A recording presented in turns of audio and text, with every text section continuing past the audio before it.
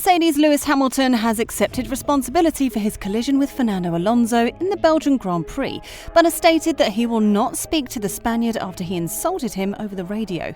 Hamilton attempted to pass Alpine driver Alonso for third on the opening lap after pulling alongside the Spaniard on the Kemmel Straight. Hamilton was partially ahead of Alonso when he entered the corner to catch the apex, denying Alonso any space and resulting in a collision. While Alonso was able to continue, Hamilton's rear end was catapulted into the air, and his Mercedes team asked him to pull over with the damage. Following the incident, Hamilton accepted responsibility, explaining that Alonso was in his blind spot. "It was definitely my fault today. It's unfortunate. I mean, it's motor racing.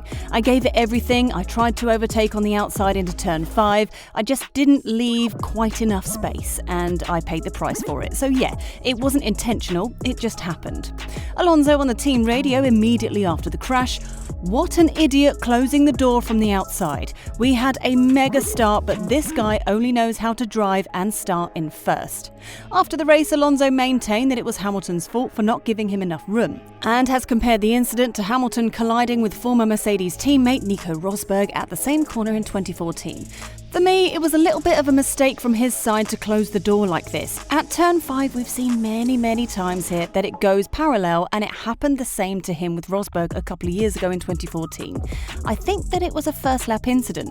I think it happens at that corner especially. There are a lot of things that are going on, and normally you cut the corner at turn 6 and keep going at turn 7. It is a tricky part of the circuit for sure, and it was a racing incident."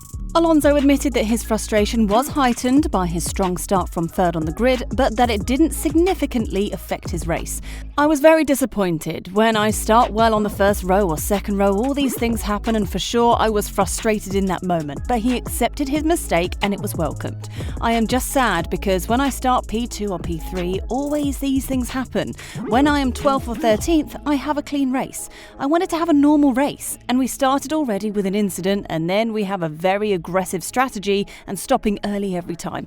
I don't think it was the smartest one, but at the end, top 5 makes it a good weekend with Charles' penalty. So 5th and 7th is a great result for the team. It was a bad weekend for McLaren, so we maximised those points."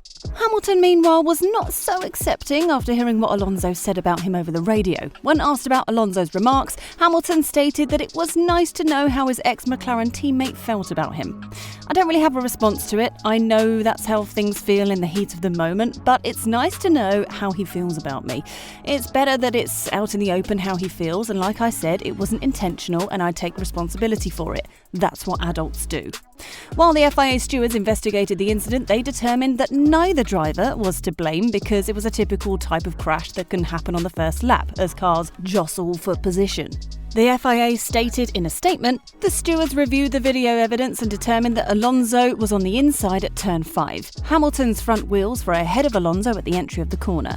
Alonso moved his car offline to the inside with both right side tyres fully on the curb, and even somewhat inside the curb. At no point did Alonso appear to lose control or understeer. Hamilton turned towards the apex of the corner with Alonso still alongside, and the collision occurred. The stewards considered that this was a first lap incident with a lot of movement relative to other cars in the first few corners, and thus take no further action." They did, however, issue a warning to Lewis Hamilton for his apparent refusal of a medical check following his collision with Alonso, and hinted at harsher penalties if Formula One drivers continue to do so. Hamilton's car was launched into the air and landed heavily after contact, and the impact with the ground was so violent that it triggered the medical warning light, requiring the driver to be examined at the medical centre. Niels Wittich, the race director, reported Hamilton to the stewards for allegedly refusing to visit the medical centre until the team was told that if he did not, further action would be taken. According to the stewards, this is not the first time a driver has initially refused to go for a medical check this season. They have issued a warning to Hamilton, while also reminding all drivers that harsher action may be taken in the future. Hamilton joked that he nearly broke his back landing and that he felt no pain and expected to be sore in the morning. But while his incident resulted in a DNF, perhaps the biggest disappointment had been Mercedes' apparent drop in performance. Mercedes appeared to make a breakthrough with its W13 car ahead of the summer in Hungary, as Hamilton and teammate George Russell both finished on the podium, with Russell also starting on pole. But the Silver Arrows fell back again in Spa, with qualifying showing just how much pace they lack, as they finished 7th and 8th, 1.8 seconds slower than Max Verstappen's fastest qualifying time in Q3.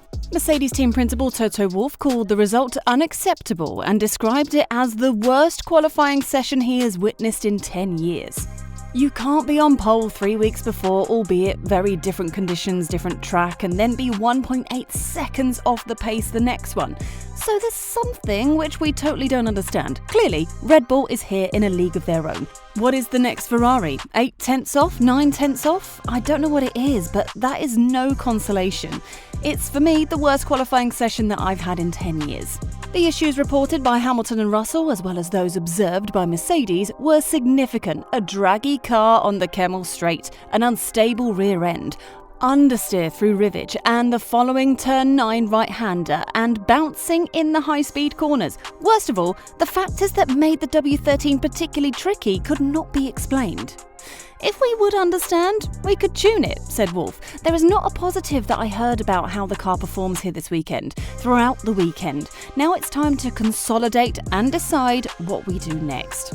It was unclear whether decide what we do next was simply a reference to a long night of problem solving ahead of a more significant admission that the time may be finally right to shift development focus to 2023. In any case, the performance fell short of expectations, which was doubly disappointed given not only Russell's pole position in Hungary but also Mercedes' second largest package of new parts in Belgium, trailing only to McLaren. There was one consolation for the team, as George Russell finished 4th in the race, closing in on Carlos Sainz in the closing stages. It's another strong performance for the 24-year-old, and it may speak less about the car's potential and more about the Britain's extraordinary ability to make the most out of it. Russell, of course, is well aware of the W13's pattern thus far, with it being a slug on Saturday but a more formidable machine during the main event. Nonetheless, it leaves the sole Mercedes finisher perplexed. A little bit mixed feelings right now, because had you told me last night we would be 2 seconds off the podium on merit and pure pace, I'd have probably said, yeah, that's a good recovery. When I was closing in at a second lap, I thought, here we go, we're in for a really good shot here, and then I just had 2 really scrappy laps and got the tyres out of the window.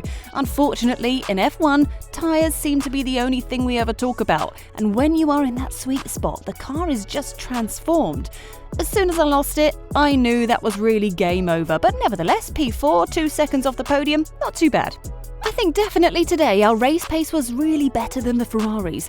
Carlos was leading the first stint and we closed him in both times. So at worst, I think we're equal with Ferrari today. But as we know, it swings and roundabouts. But what is clear is Max is kind of cruising away.